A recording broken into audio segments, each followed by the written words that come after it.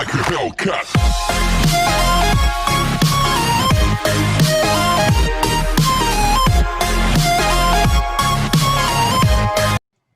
ચલો તો basic of ટ્રિગ્નોમેટ્રી. તો તમે લોકો જે ભણી ગયેલા છો એ trigonometry is depending upon totally on the triangle, બરોબર. ટ્રાયેંગલ પર ડિપેન્ડ કરે છે તો સિમ્પલ વસ્તુ ચાલુ કરીએ બેઝિકથી. તો ટ્રાયેંગલ છે, ટ્રાયેંગલ એબીસી. લેટ્સ સે triangle ABC.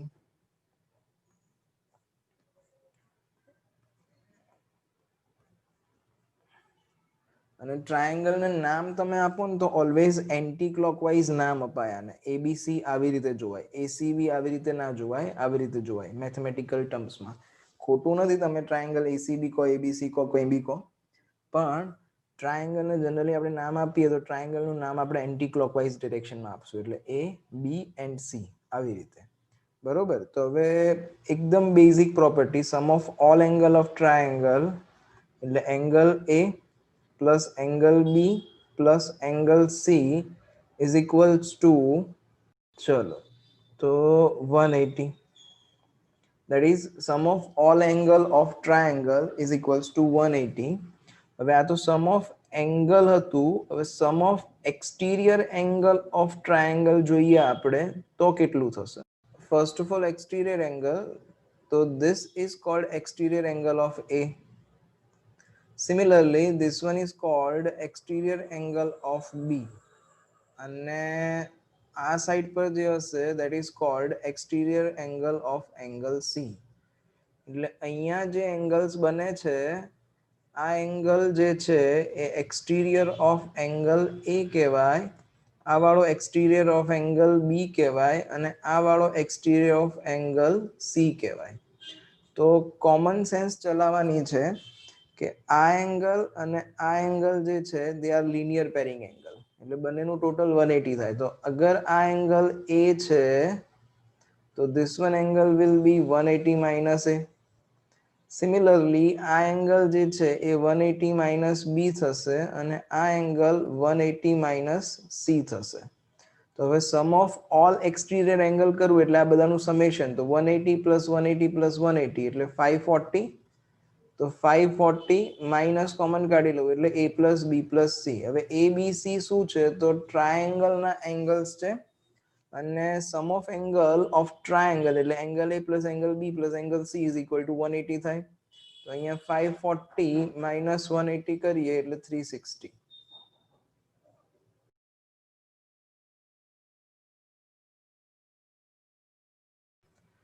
So therefore sum of exterior angle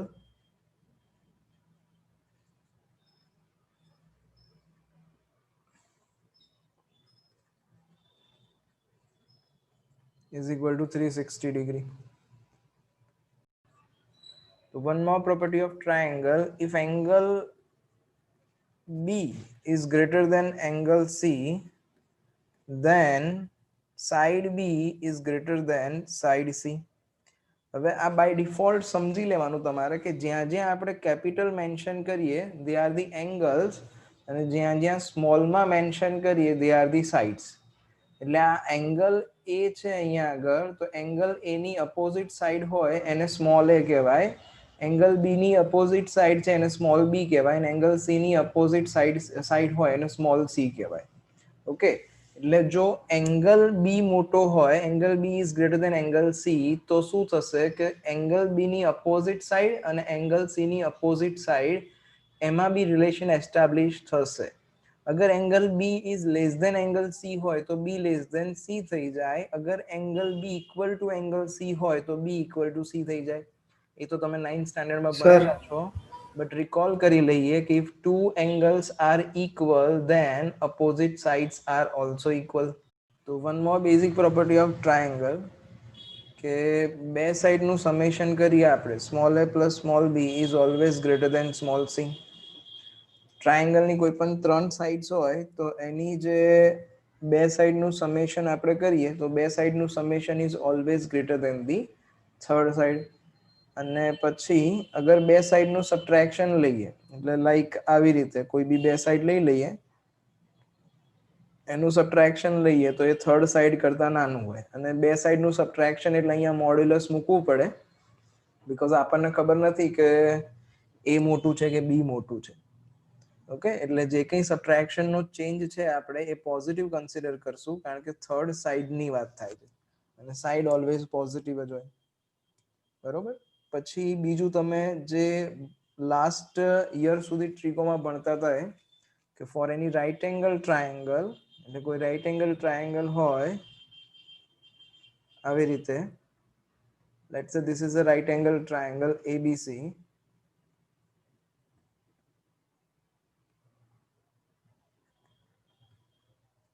અને અહીંયા આગળ કોઈ એંગલ થીટા કન્સિડર કરું, ધીસ ઇઝ એંગલ થીટા, તો એંગલની અપોઝિટ સાઈડ જે હોય એ પરપેન્ડિક્યુલર કહેવાય, આ 90 ડિગ્રી બને છે. એંગલની એડજસન્ટ સાઈડ જે હોય એને બેઝ કહેવાય એન્ડ ધીસ ઇઝ હાઇપોટેન્યુસ. ઓકે, તો sin theta is equal to perpendicular upon hypotenuse આવું હતું. cos theta is equal to base upon hypotenuse and tan theta is equals to perpendicular upon base. યાદ છે? Identities, તો first one identity is sin square plus cos square is equal to 1. So sin square theta plus cos square theta is equals to 1. Next one identity is 1 plus tan square theta is equal to sec square theta. Then 1 plus cot square theta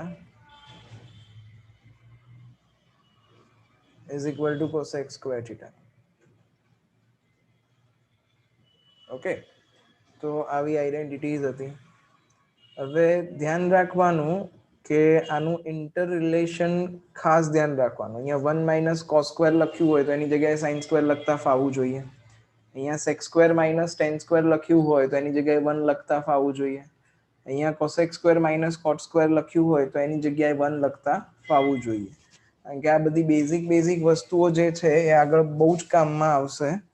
like in 12th standard or like calculus વાળો portion જે છે આપણો JEE નો એ consider કરીએ તો એમાં આ બધું કામમાં આવશે. હવે આની ઉપરથી બીજી એક વસ્તુ શું ડિરાઈવ થાય જો, sec square minus tan square is equal to 1 થાય. આ tan square ને રાઈટ હેન્ડ સાઈડ પર શિફ્ટ કરું તો sec square minus tan square is equal to 1 થશે. હવે sec square minus tan square ની જગ્યાએ ફેક્ટર લખાય sec theta minus tan theta and sec theta plus tan theta is equal to 1. તો આપણે શું ડિસ્કસ કરેલું લાસ્ટ ટાઈમ કે અગર કોઈ બી બે ટર્મનો પ્રોડક્ટ 1 થતો હોય તો એ બંને એકબીજાના રેસિપ્રોકલ કહેવાય. બરોબર, અગર કોઈ બી બે ટર્મનો પ્રોડક્ટ 1 થતું હોય તો એ બંને એકબીજાના રેસિપ્રોકલ્સ કહેવાય. એટલે અહીંયા આગળ sec theta minus tan theta અને sec theta plus tan theta are reciprocal of each other. એટલે કોઈ એક જગ્યાએ આવું કંઈક સમ આવી જાય આપણને કે sec theta minus tan theta is equal to 3/2 તો by default sec theta plus tan theta જે છે એ આનો રેસિપ્રોકલ થઈ જાય 2/3. બરોબર, આવો એક સમ છે, આપણે ડિસ્કસ કરીએ છીએ હમણાં થોડીક વારમાં એટલે વધારે ખ્યાલ આવી જશે. પણ તમારે યાદ આ રાખવાનું કે sec theta plus tan theta and sec theta minus tan theta are reciprocal of each other. Similarly અહીંયા આગળ cosec square minus cot square is also equals to 1. તો cosec square theta minus cot square theta is also equals to 1. તો આના factor કરી નાખીએ એટલે cosec theta minus cot theta into cosec theta plus cot theta is equal to 1. એટલે આ બંને પણ એકબીજાના રેસિપ્રોકલ્સ કહેવાય. ઓકે, એ ધ્યાન રાખજો. હવે પેલું તો તમને કદાચ યાદ જ હશે, cosec is the reciprocal of sin એટલે cosec theta is equal to 1 upon sin theta લખાય, sec theta is equal to 1 upon cos theta and tan theta is equal to sin upon cos લખાય હે ને. tan theta is equals to sin theta upon cos theta. બરોબર, અને that is also equals to 1 upon cot theta, cot નું reciprocal. Okay, એટલે cot is equals to લખવું હોય તો શું લખાય? તો cos theta upon sin theta લખાય. cot theta is equals to, આ બધી બેઝિક વસ્તુ તમે લાસ્ટ યર અને લાસ્ટ યર બધું ભણતા હતા તમે લોકો, એ જ છે બધું. देखो भाई, आउ भी क्वेश्चन है, tan theta plus sec theta is equals to 3/2.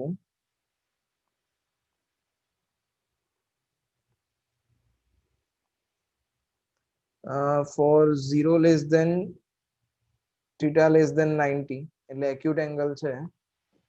Find the value of sin theta, પછી sec theta and tan theta. આ ત્રણેયની વેલ્યુ શોધવાની છે.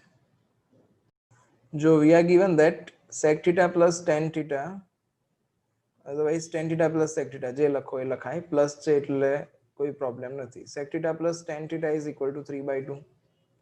હવે હમણાં જ આપણે જોયું કે sec theta plus tan theta અને sec theta minus tan theta are reciprocal of each other.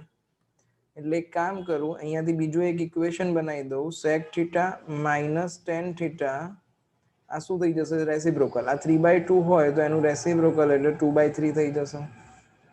હવે આને એડ કરી દઈએ, તો આને એડ કરીશું આપણે, તો આ બંને જે ઇક્વેશન બની એને એડ કરીએ. if we add these two equation, તો plus tan theta and minus tan theta cancel થઈ જશે.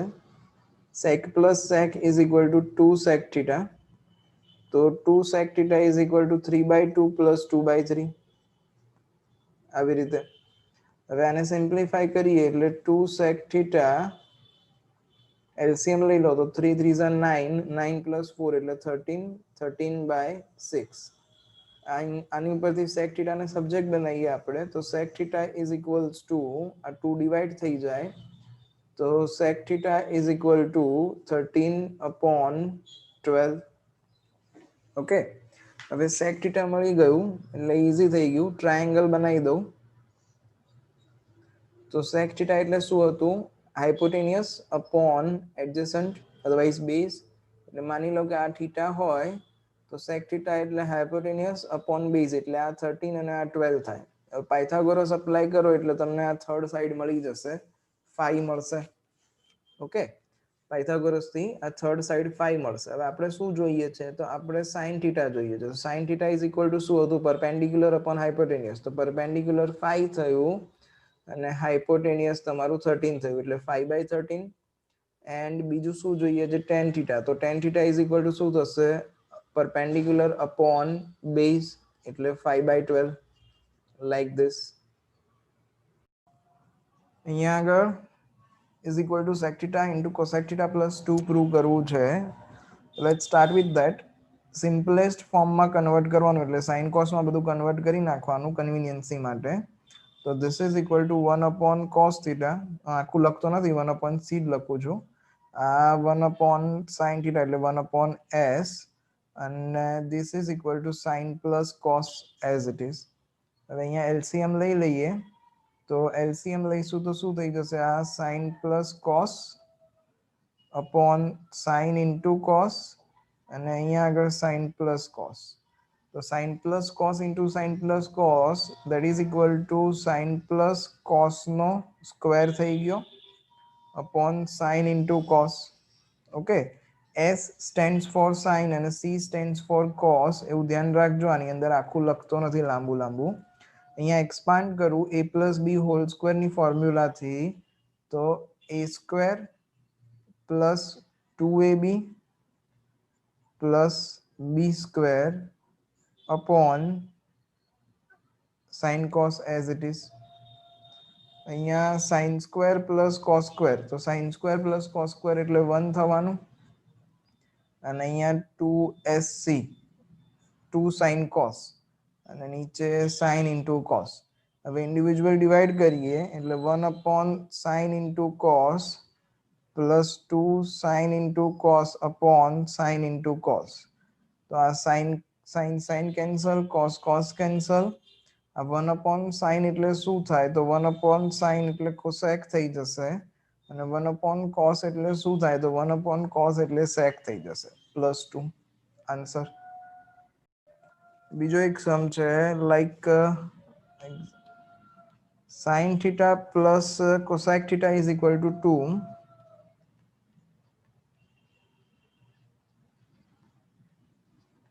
then prove that sin raised to n theta plus cosec raised to n theta is also equals to 2. So we have the data sin theta plus cosec theta is equal to 2.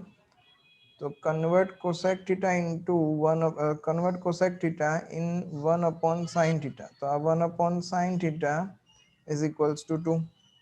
હવે LCM લઈ લઈએ તો sin square theta plus cos square theta, sorry, sin square theta plus 1 upon sin theta is equal to 2. આ LCM લીધો. હવે આ sin theta ના side પર લઈ જઈએ એટલે sin square theta plus 1 is equal to 2 sin theta. 2 sin theta ને લેફ્ટ હેન્ડ સાઈડ પર લઈ લો એટલે sin square theta minus 2 sin theta plus 1 is equal to 0. હવે આને પરફેક્ટ સ્ક્વેર બનાવીને લખાય એટલે આની જગ્યાએ આપણે આવું લખી શકીએ sin theta minus 1 whole square is equals to 0. Okay, so sin theta minus 1 whole square is equal to 0. Taking square root on both sides, એટલે sin theta minus 1 is equal to 0. Therefore sin theta is equals to 1. अगर sin ની value 1 હોય તો cosec theta is also equals to 1 because cosec is just a reciprocal of sin. હવે prove શું કરવાનું છે sin raised to n plus cosec raised to n is equal to 2 prove કરવાનું છે. Let's start with LHS. So sin raised to n theta plus cosec raised to n theta. તો અહીંયા sin raised to n theta એટલે 1 નો n power plus 1 નો n power. તો 1 raised to anything એટલે 1 જ થશે. આ પણ 1 થશે તો 1 plus 1 is equal to 2 which is RHS. Okay.